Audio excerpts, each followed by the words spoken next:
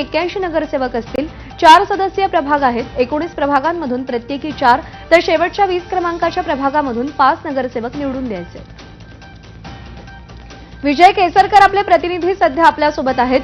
विजय, हा प्रारूप प्रभाग रचनेचा आराखडा नेमका कसा आहे आणि महाविकास आघाडीमध्ये 2 मतप्रवाह का निर्माण झाले?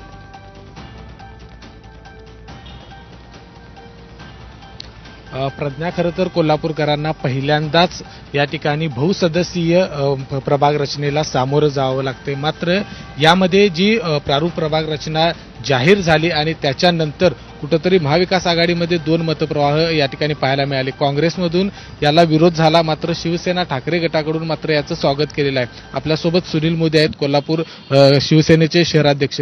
तुम्ही मात्र या प्रारूप प्रभाग रचनेचं स्वागत आहे ते केलेलं आहे, काँग्रेसने विरोध केलाय। कुठंतरी 2 मतप्रवाह महाविकास आघाडीत दिसत नाही? नमस्कार। गेले महिना दीड महिना महायुतीचे अनेक नेते असं सांगत होते की आम्हाला हवी असलेली आम्ही प्रभाग रचना करणार आहे, परंतु प्रभाग रचना प्रत्यक्ष जाहीर झाल्यानंतर जी निवडणूक आयोगानं नॉर्म्स दाखवून दिलेले आहेत त्या नॉर्म्समध्ये कुठेही ओव्हररूल केलं नाही असं आमचं अभ्यासांतमी लक्षात आलेलं आहे। म्हणजे याचा अर्थ असा आहे की महायुतीच्या लोकांचा जो दबावाचा डाव होता तो उधळून लावला कोल्हापूर प्रशासनाने। त्यामुळे आम्ही कोल्हापूर प्रशासनाचं खास करून अभिनंदन करतो।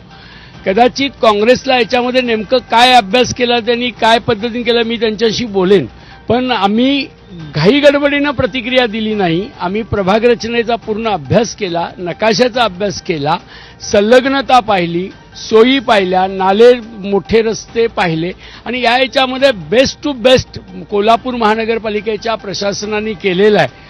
उलट आमचा असं दावा आहे की तुम्ही निवडणुकीच्या निकालानंतर बघाल की ही प्रभाग रचना महाविकास आघाडीला फायदेशीर ठरलेली दिसेल आणि महाविकास आघाडीचे उमेदवार आणि महापौर हे आमचे निवडून आलेले। तुम्ही काँग्रेसला हे सगळं समजावून सांगणार का शिकवणार? काल आम्ही काँग्रेसची आणि आमची एक संयुक्तिक बैठक आज होईल। त्या बैठकीमध्ये त्यांचे जे शंका आहेत त्या शंका आम्ही दूर करण्याचा प्रयत्न करू आणि आगामी काळामध्ये महाविकास आघाडी या प्रभाग रचनेचं स्वागतच करेल।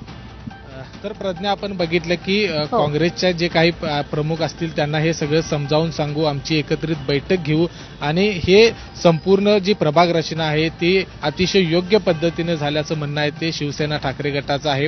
काँग्रेसकडून मात्र याला काहीसा विरोध झालेला आहे, सत्तेचा वापर केला अशा पद्धतीचा आरोप काँग्रेसकडून केला जातोय। भाजपनं देखील या सगळ्या प्रारूप प्रभाग रचनेचं स्वागत आहे ते केलेलं आहे। त्यामुळे सध्याच्या घडीला महाविकास आघाडीमध्ये जे काही 2 मतप्रवाह दिसतात ते पुढे गेल्यानंतर ते एकत्र येतील का हे पाहणं खूप महत्त्वाचं असणार आहे। प्रज्ञा, विजय, धन्यवाद दिलेल्या माहितीसाठी।